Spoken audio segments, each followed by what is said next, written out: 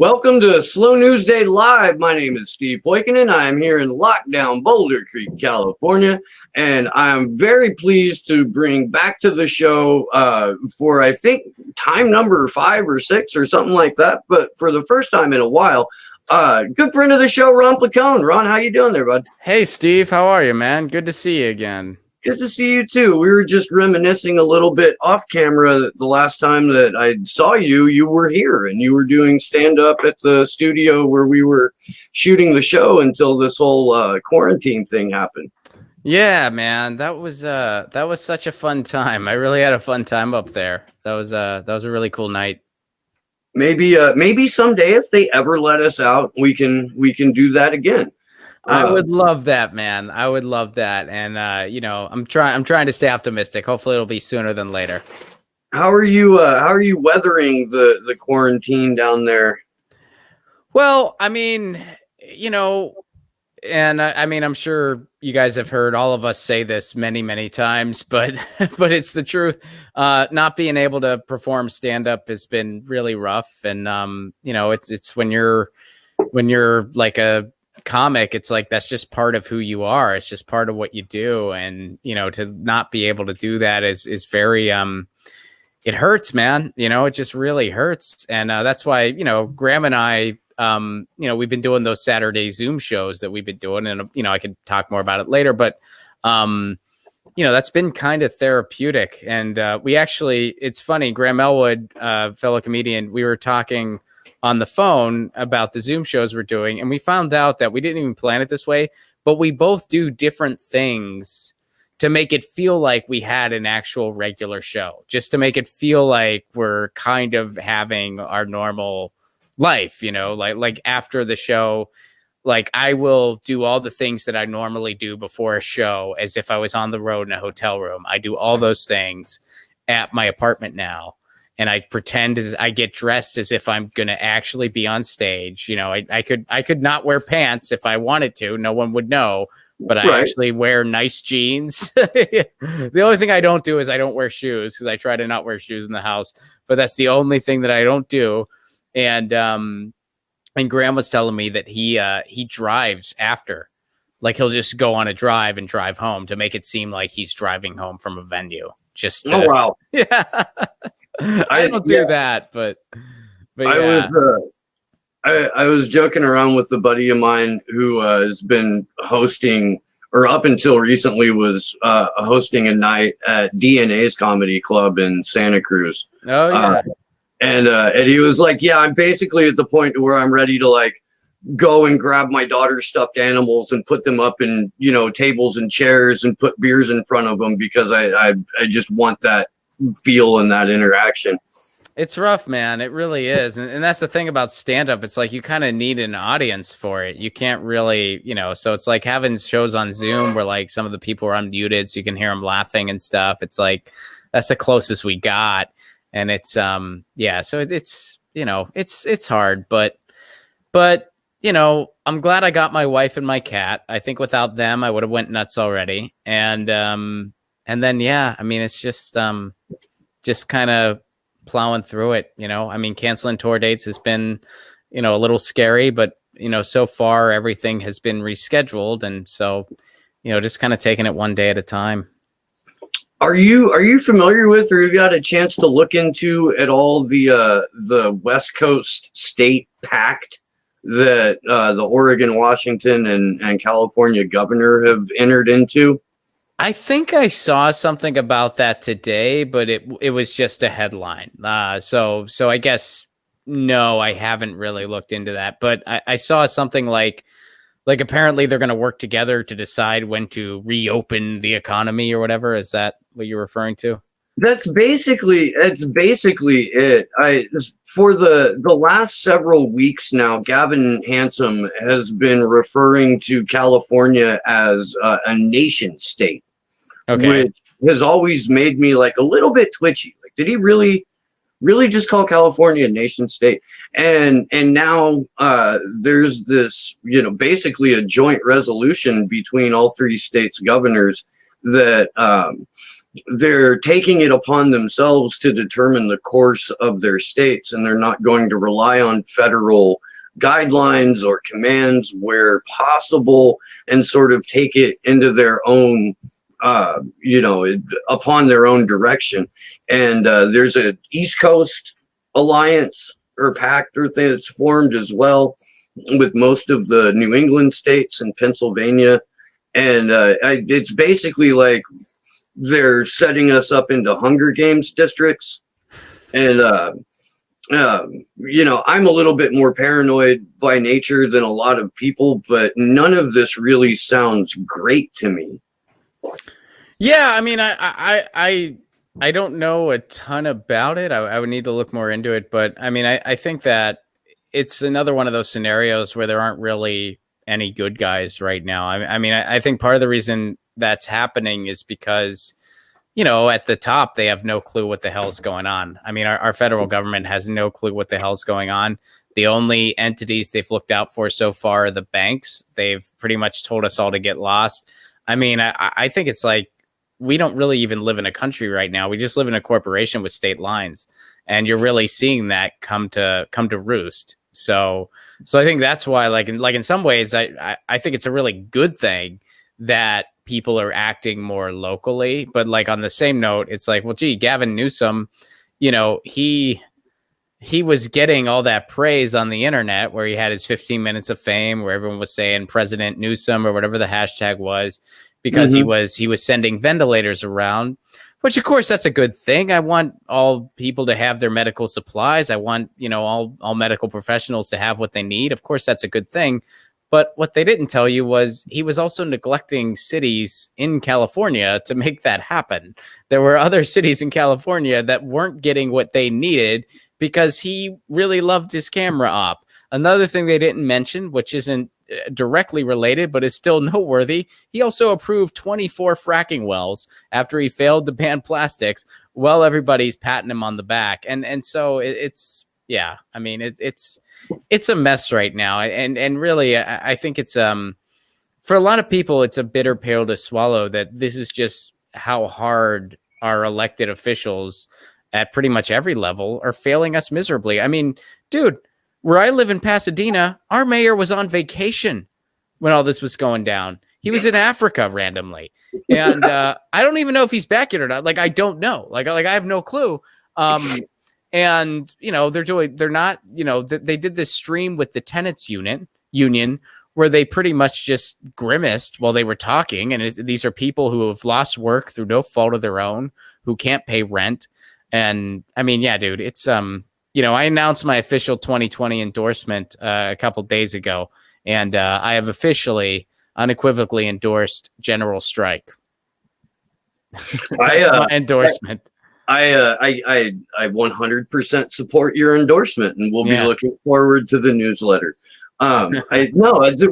There's the system as is untenable, and we get proof of that every couple of years when we have a general or midterm election, and most people's general inclination after watching Bernie get screwed over again or give up and roll over again, depending on how you want to look at it, little column A and little column B, is I know I'm going to go throw my support behind a different 70-year-old white guy who believes in Russiagate and has bad things to say about Julian+Assange and Howie Hawkins. And it's like, why would you do that when there is the option of general strike, when you could voter strike? Tim Canova has that petition being circulated right now, 100,000 signatures. It'll go to the White House for hand-counted paper ballots. And I think that without hand-counted paper ballots, we're definitely not going to have anything approaching free and fair elections. But it may have to come to surrounding polling stations and saying, no, I'm sorry, nobody goes in. Yeah, I mean, it's definitely going to have to come down to direct action. I mean, anyone who thinks that like, oh, we can vote our way out of this, it's just not going to happen that way. And if like, the message I've been trying to like say to people is, if electoral politics is your chosen vehicle for change, that's fine. But think about running for city council, thinking about running for mayor, think about running for school board even. I'm not going to say that corruption doesn't happen on the local level. Of course it does. I mean, in most cities across the country, it's just a bunch of real estate developers that run things. But it's significantly more transparent, and you have a much more significant chance to be heard. I mean, I was able to get municipal broadband on a city agenda just by showing up and having other people show up with me and saying, this is something we want in our city. We forced them to do a case study on it.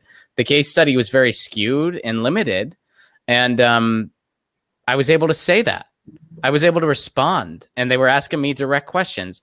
Again, I'm not saying it's perfect, but it's just, there's a lot more you can do, and there's a lot more hope for that. And I think, like, bigger picture, that's where we're at. Like, we're going to have to fix what's ailing the world one community at a time, because at the federal level, they've just completely, it's just a corporate giveaway completely. I mean, it's like, look at this. Like even you look at other countries, which, no one's had the perfect solution to all this. I mean, everyone's suffering to an extent, certainly, but you look at what other countries are doing, and it's like, compared to us, they're much more respectable countries with what they're doing. I mean, you look at what Canada's doing, you look at what England's doing, and then you look at us, and it's like, this is a circus.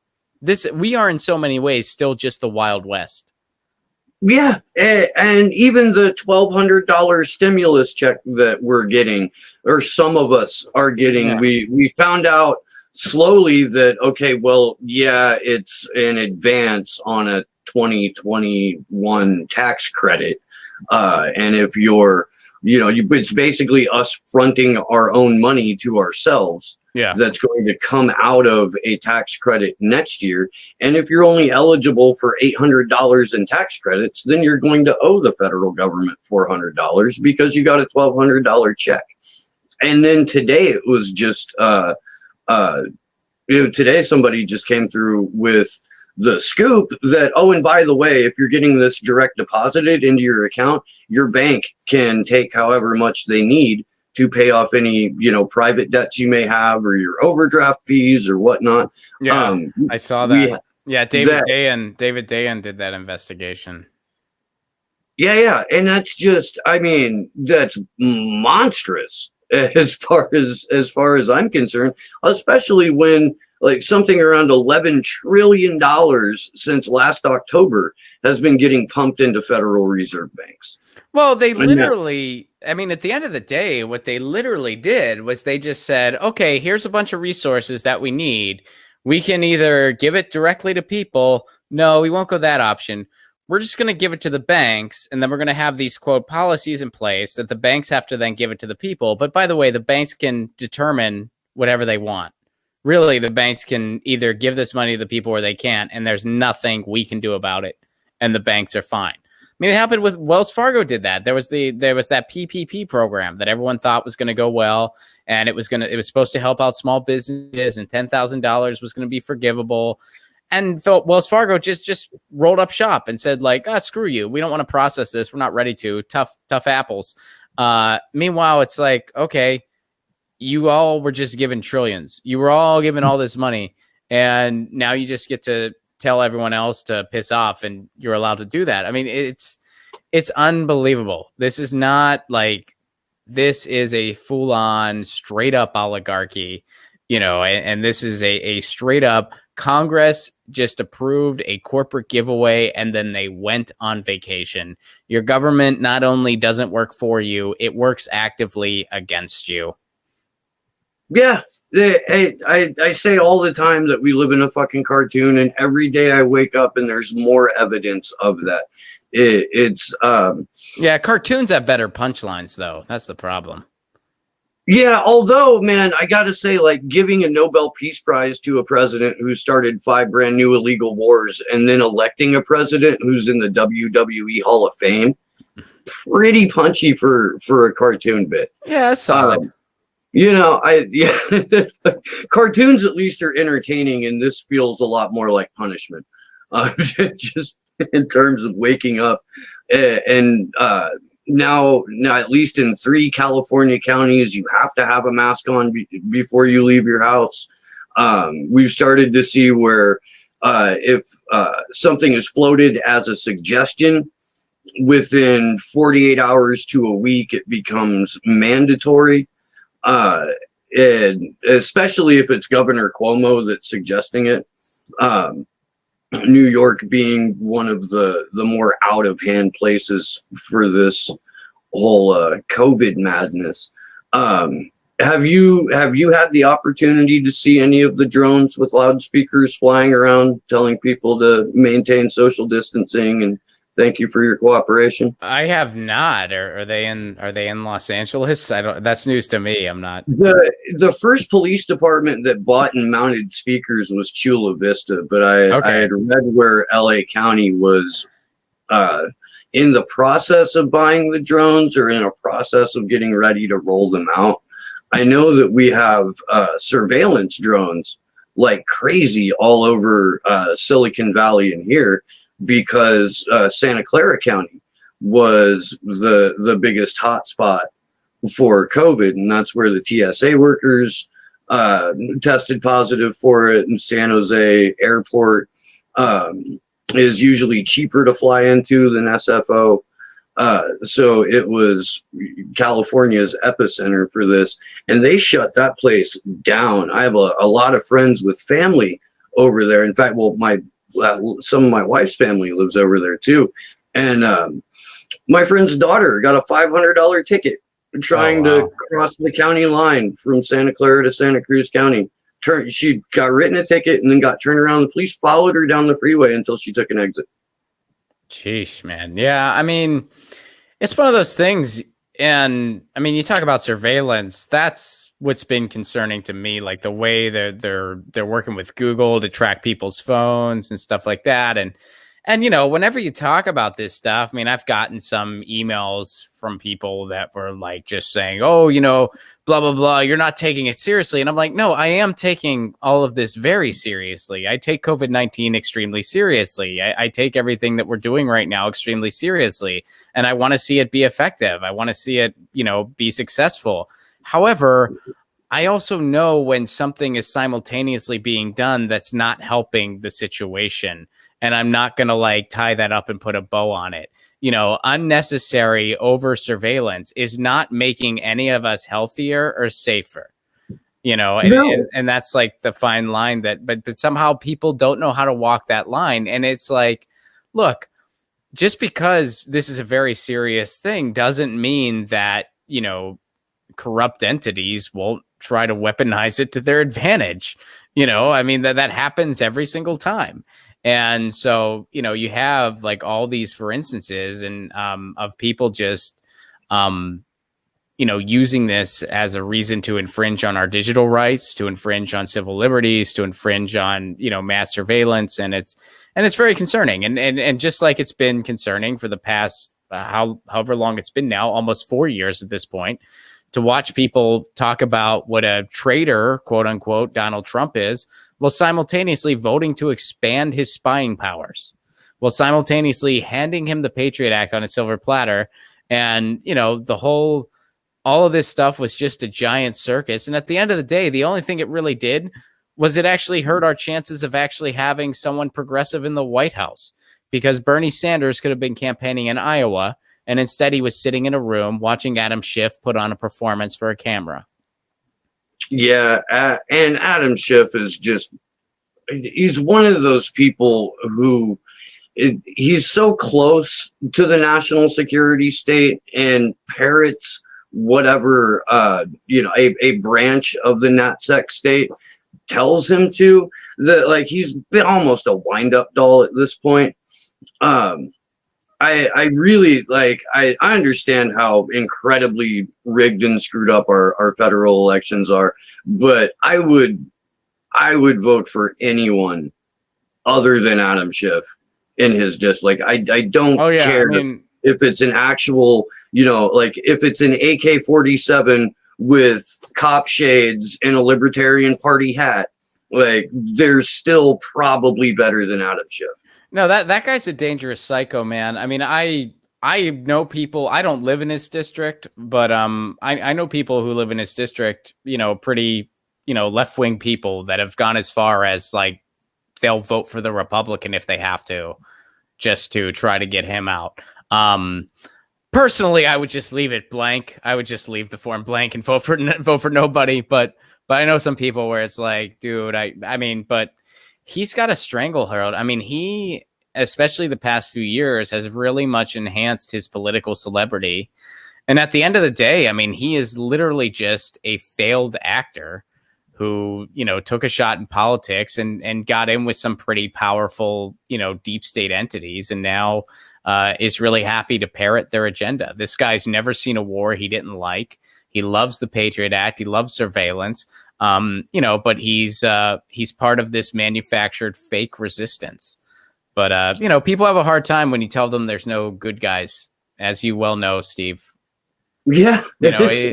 If Donald Trump's a bad guy, then Adam Schiff must be a good guy. No, they're both bad guys. They're both bad guys. They're two bad guys. You don't have to pick a villain. And meanwhile, both of those two individuals totally happy with the ongoing torture of Julian Assange, totally looking forward to the prospect of having him extradited. I don't know if you saw I think any of it. I would actually say on that issue, Schiff is even worse. Oh yeah. I mean, Schiff has said some brutal things in regards to Assange and in regards to Snowden. So, I mean, and the very ironic thing, and I forget the name of the organization off the top of my head, but Adam Schiff is part of some like press freedom, press freedom in quotes, press freedom organization in the United States. I forget the name of it off the top of my head. It's not necessarily all that consequential, but he's part of some press freedom organization, and he says the things he does about Assange and Manning. Yeah, Snowden. I'm sure he said horrible things about Manning too. I'm just not cognizant of any of them, but yeah, he's not a good dude. He is not a good dude. The Press Freedom Foundation itself, the one that was originally started by John Perry Barlow of F and Julian Assange, they distanced themselves from Julian in 2016 when the DNC emails came out. And the people who sit on the board currently and the president of that are Edward Snowden and Glenn Greenwald. And you have to pull teeth to get them to comment on what's going on with Julian right now. Neither of them took part in any of the multiple events on April 11th, which was the year anniversary of Julian being sold by Ecuador for a $4.2 billion IMF loan and taken down the streets of Belmarsh. It's weird. Like, the politics of press freedom are way more complicated than they need to be or than anyone ever thought they would be.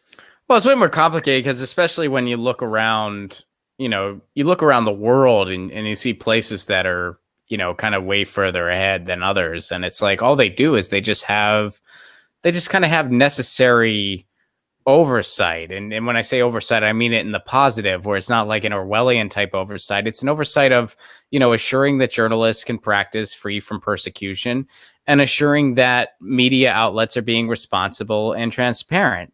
They have an organization dedicated to that type of stuff in Norway, for instance. And it's like, in Norway, CNN wouldn't be legal. Like MSNBC wouldn't be, like, none of those things would be legal in Norway. That's why I say, like, I hope someday in the United States, these entities are not legal.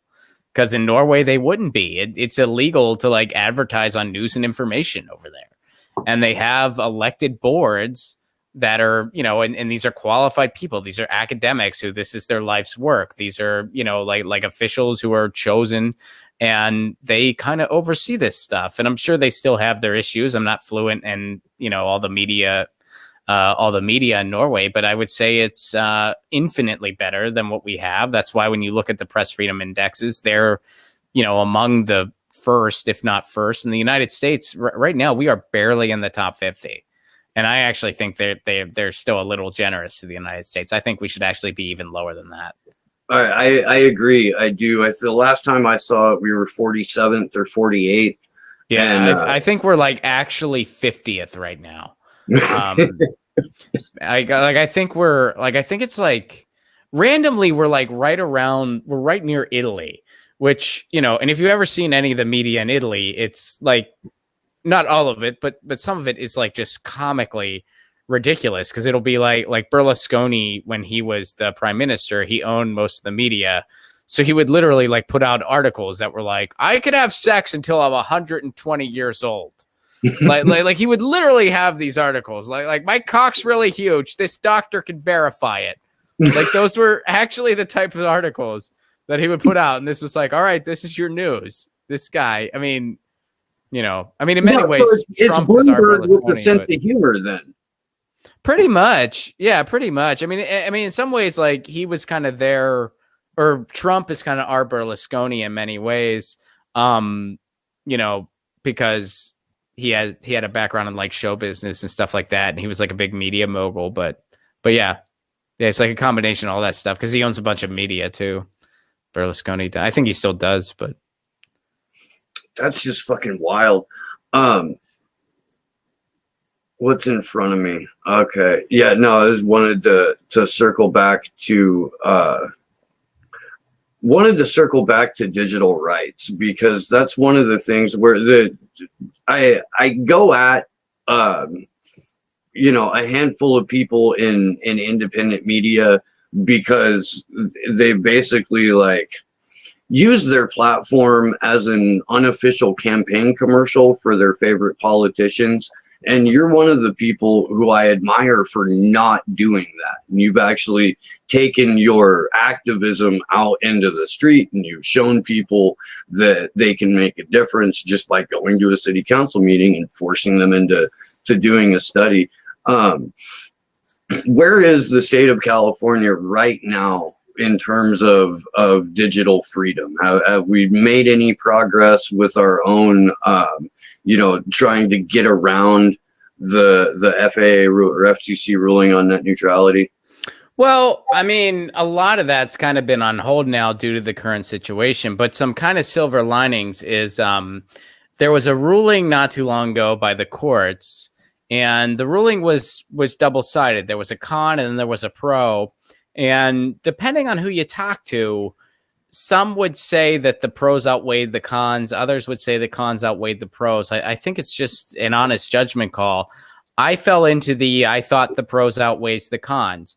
So the con was they upheld the FCC repeal on net neutrality. That was the con. Now, that sucks, obviously, but we kind of knew they were going to do that because, just because of the way the courts were positioned, like we knew the chances of them overturning that were going to be slim until there's a big change at the FCC.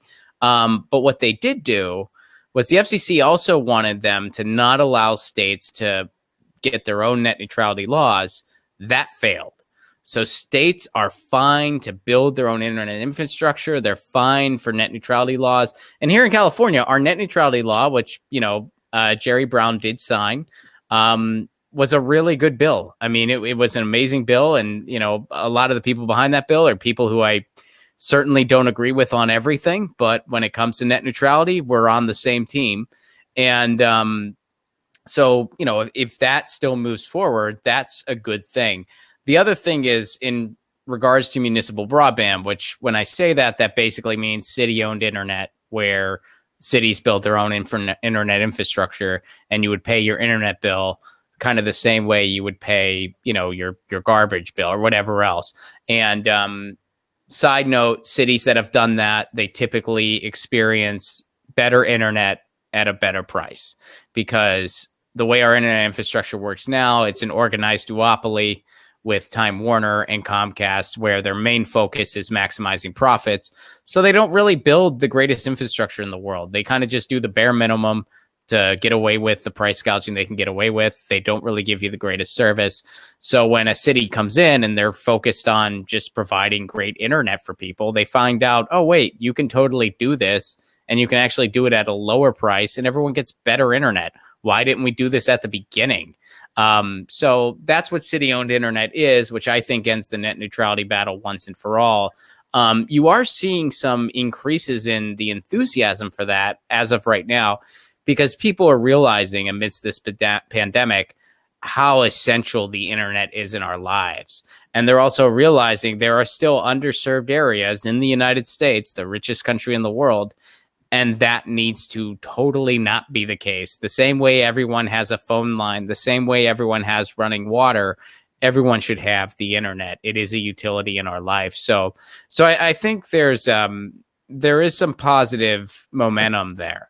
And as far as anything concrete, we're still fighting the front lines. But yeah, I've found in my own experience, when I try to talk to people about community-owned broadband, community-owned internet, they think that I'm talking about having an entity like PG&E responsible for it. And that's been the hardest stumbling block, is trying to convince them that no, as a matter of fact, we're not going to have a privately owned company come in and handle a public utility. It's, PG&E is Comcast in this scenario.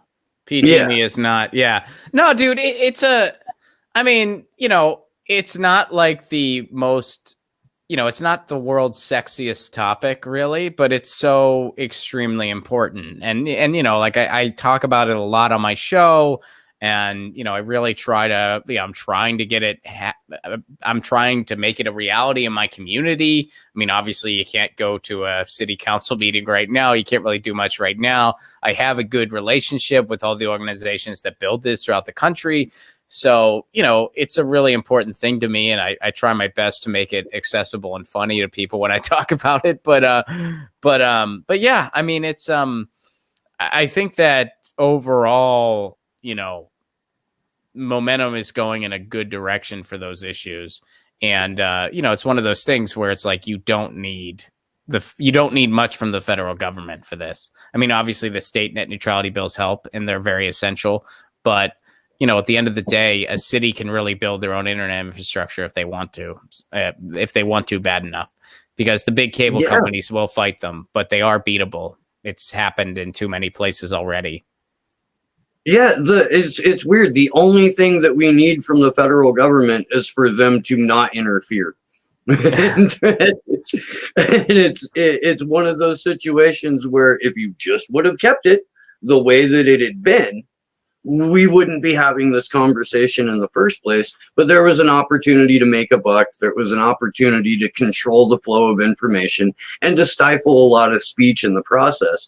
And that's where the federal government said, oh, yeah, I'd like in on that. Yeah, well, basically, I mean, they allowed, and I mean, I don't think you can put all the blame on the federal government, because a lot of communities really dropped the ball here, too. Like they basically allowed places like Comcast and Time Warner, they allowed them to merge. They allowed them to go completely unchecked. And they would engage in these really horrible agreements with cities and communities because they were the only game in town, where they're like, well, we're going to provide internet and you have to be exclusive with us. And here's this shitty internet we're going to offer you. And people just said, okay, for a number of reasons. One, they didn't really know there was an alternative. And two, a lot of this probably happened before we even knew what the internet was going to be in our lives. A lot of this probably happened in like the late 90s in many cases, where, who knew that every home was going to have the internet? Like, who foreshadowed like it was going to become the medium it was going to become? So yeah, there's a number, if we're talking that issue, there's a number of reasons for the mess. But, right now it's like communities have the ability to take it back. God, I hope they do, man. I do. I've been trying to watch content when I can. I've actually been more busy with the show and the Free Assange Vigil during lockdown than I have at any other point. But it's been kind of inspiring to see the way that you and Jimmy and Graham are really going after the illusion of progressive Democrats. And that's basically what it is it's a marketing campaign, in my mind. Where are you at on, just on the political, I guess that XY political axis now? Are you down here in the corner with like me and Rosa Luxemburg and a couple of, commandeered tanks just ready to plant a garden and defend it? Yeah, I mean, I I guess I think I would technically, if I had to just like pick one box for simplicity's sake, I think I would technically be a market socialist, which and apparently that's just a form of anarchy too. So I don't, I mean, it's one of those things. These terms like they cross pollinate and they get convoluted, and so I mean, even the term progressive, that's been so co-opted, and it used to be a term I like because it kind of was just like, well, you're moving forward, and it's a good term, but now it's been so co-opted that it's kind of lost all its meaning. But I think I'm technically a market socialist, which is, and I always tell people, I'm like, look, anarchy is a lot like ice cream. You're bound to find a brand you like because there's so many different variations of it. But apparently that's a certain type of anarchy too. Don't ask me which, I couldn't tell you. But so I'm all about workers owning the means of production. But I'm also, all about kind of like localization, and I'm all about like just sort of coming together in a polis and making a market operate that way. Like I'm not against Steve starting a restaurant if Steve wants to start a restaurant in his community. I think that's totally fine and good. And I don't think we need to have a planned economy where Steve may or may not be allowed to open that restaurant. But in Steve's restaurant, he needs to treat his workers the right way. They have a say in the means of production. It's operated like a co-op. And if Steve violates any of those laws, he's not going to get his restaurant much longer. The only time where I'm totally for complete like planned economy is when it comes to housing. I think that housing should be a human right. I am technically against the idea of private property, which you got to be careful when you say that. But it's like, but I just don't think when it comes to housing, and I know I'm not going to see that change in my lifetime. Like whenever I say that, like I have friends where they're just like, I hope you're not mad at me because I bought a house. I'm like, dude, come on. Like, I'm not mad at you for buying a freaking house, dude. That's not the point.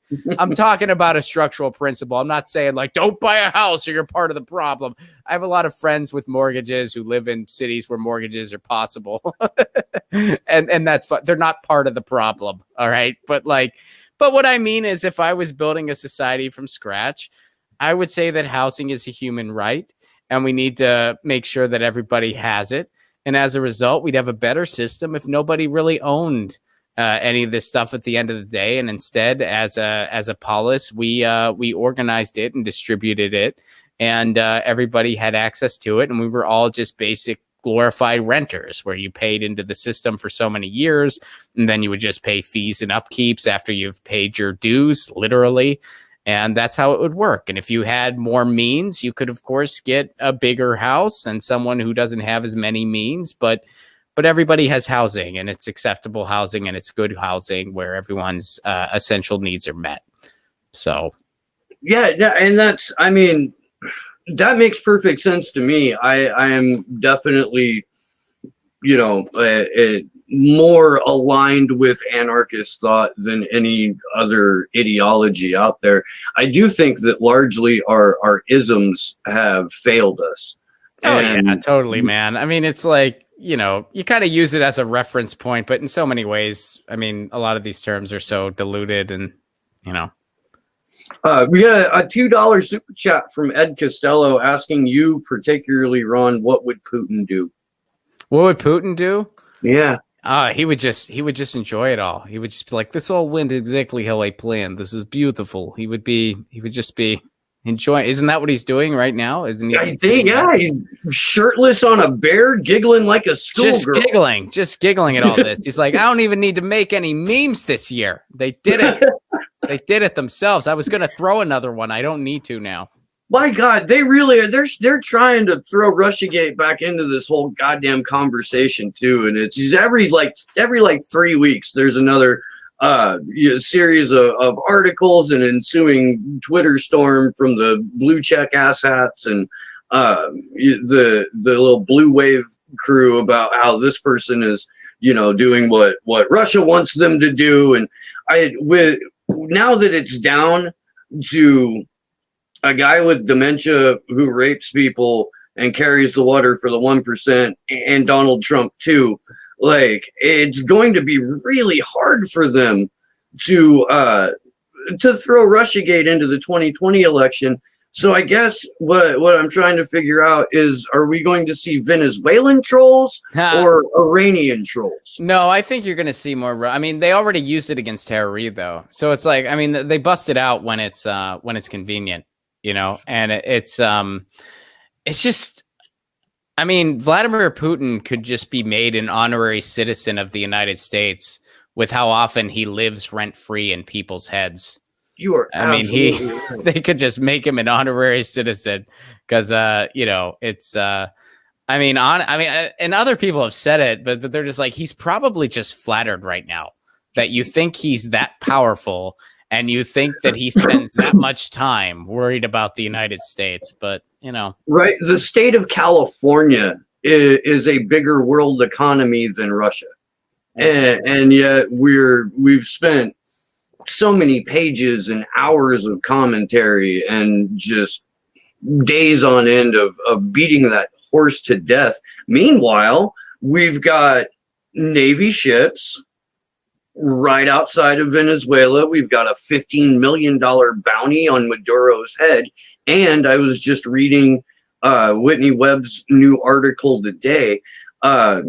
We're going to use the United States' loss in the shale oil market as another reason, another pretext to go to war to Venezuela. With Venezuela, it is one of the larger, I don't want to say crimes because that's the wrong word, but shames of the Bernie Sanders campaign this year, the way that he treated Nicolas Maduro and the way that AOC wouldn't answer, would defer to party leadership. And I was talking to the guy from Red Star Radio, I think, who made the point to say, well, you know, he was nice to Evo Morales because Evo Morales had already kissed his ass. He was nice to Lula because Lula had already kissed his ass. But Maduro, when he addresses American leadership, he blanket addresses American leadership and then makes the distinction between the leadership and regular American workers. Mm-hmm. And so he actually never kissed Bernie Sanders' ring, thereby not earning any kind words in return. Well, I think in Bernie's case, and I could be totally wrong, but I think it's just he didn't have the world's greatest people advising him, especially on those types of issues. So he would just kind of say what he thought, you know, the masses wanted to hear. And that's the same thing that he did with Russiagate. And, you know, I think at the end of the day, it did not work because it's like you're trying to appease the people who have already decided they hate you no matter what. There's I don't know if you probably didn't. So I don't, but I never would have unless Susie Dawson had basically made me. But I watched some of Hillary Clinton's garbage piece of shit documentary on Hulu. Oh, I have not. No. Okay. It's you can like, give me the cliff notes if you want. It's like 4 fucking hours.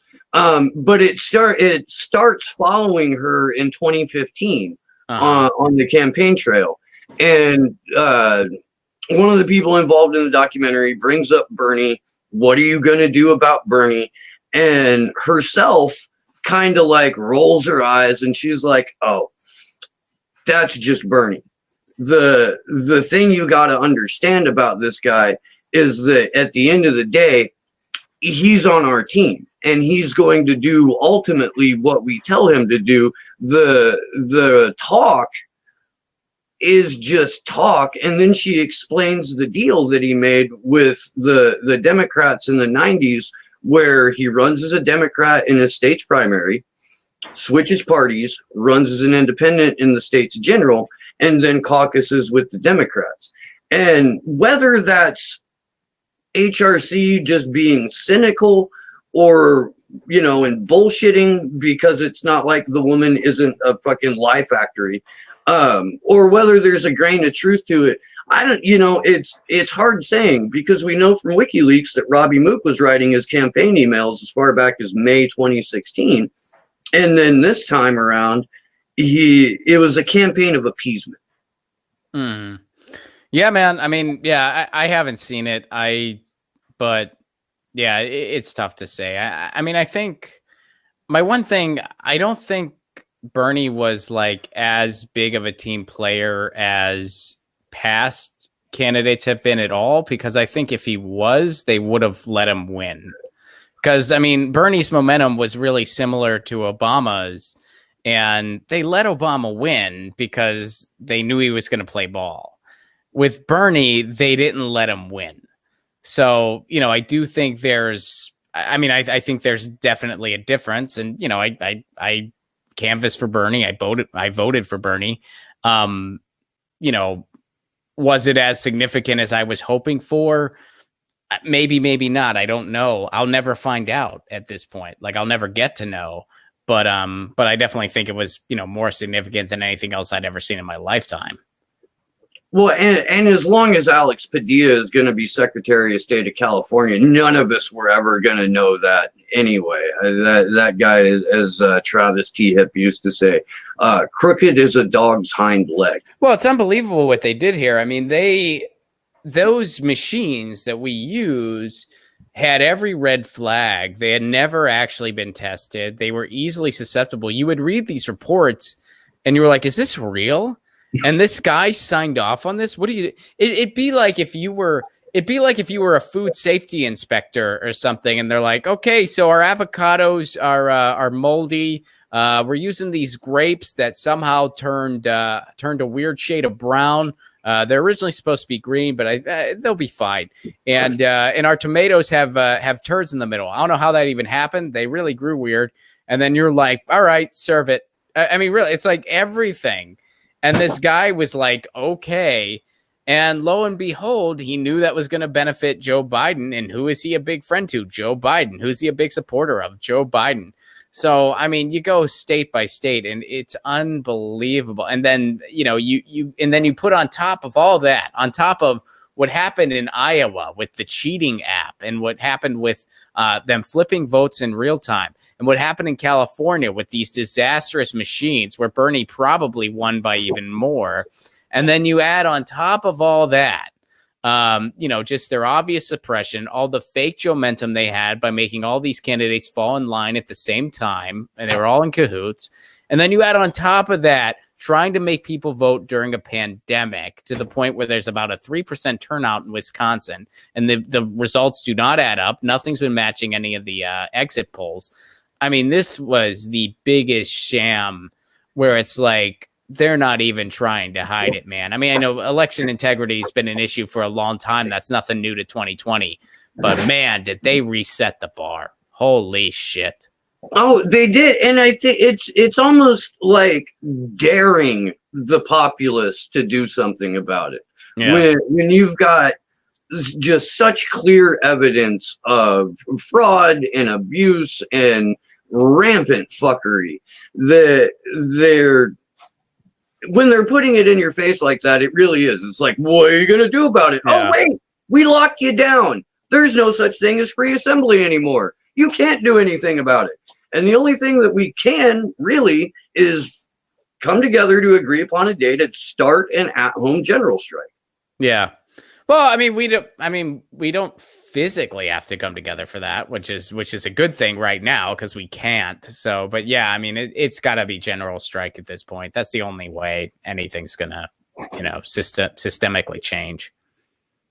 Oh, I fully agree. I do. I'm going to have to wrap it up here very shortly.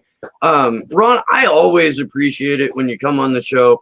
If you're watching right now and you don't know, Ron was my very, very first Slow News Day guest. And it's just been, it's you and Elizabeth Voss and Whitney Webb who have been on the show the most. And I always appreciate it. If you've been living under a rock for the last several years and you're unfamiliar with Ron, Ron, please tell the folks where they can find you. Well, you can find me on Twitter at Ron Placone. It's just Ron, P as in Paul, Lacone, Ron Placone on Twitter. RonPlacone.com is my website, and my YouTube channel is youtube.com/Ron Placone, where I stream pretty much these days. Since we're in quarantine, I'm streaming pretty much every weekday and sometimes on the weekends too. I typically start at 2 p.m. Eastern, 11 a.m. Pacific. And I've been doing Zoom shows on Saturday with another comedian, Graham Elwood. You can grab tickets for that at ronplacone.com. Hell yeah. And we've got your Patreon up on the screen too. Oh, thanks, man. Yeah, you guys, that's going to do it for me. I will be back at 6 p.m. Pacific, 9 p.m. Eastern with the Free Assange Vigil. Our guest is an independent journalist from Ecuador named Jose Riviera. That's going to be excellent. Thursday, the Free Assange Vigil will be Ian Schlackman and Tim Canova. And that's going to be incredibly high test. So make sure you're there for that. I will see you guys tonight and, of course, tomorrow. Yeah, that'll do it. I'm Steve+Poikonen, and this is Slow News Day. Good luck to us all.